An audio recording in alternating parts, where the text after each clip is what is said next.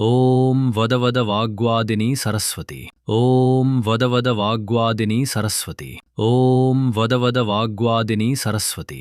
ॐ वद वद वाग्वादिनी सरस्वती। ॐ वद वद वाग्वादिनी सरस्वती। ॐ वद वद वाग्वादिनी सरस्वती। ॐ वद वद वाग्वादिनी सरस्वती। ॐ वद वद वाग्वादिनी सरस्वती। ॐ वद वद वाग्वादिनी सरस्वती। ॐ वद वद वाग्वादिनी सरस्वती। ॐ वद वद वाग्वादिनी सरस्वती। ॐ वद वद वाग्वादिनी सरस्वती। ॐ वद वद वाग्वादिनी सरस्वती।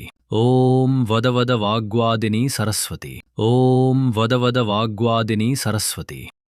यदि ये मंत्र आपके मन को थोड़ा भी शांत कर पाया हो तो इसे केवल एक दिन नहीं, नियमित रूप से सुनिए। याद रखिए, मंत्र कोई चमत्कार नहीं करता, मंत्र आपको सही दिशा में कर्म करने की शक्ति देता है।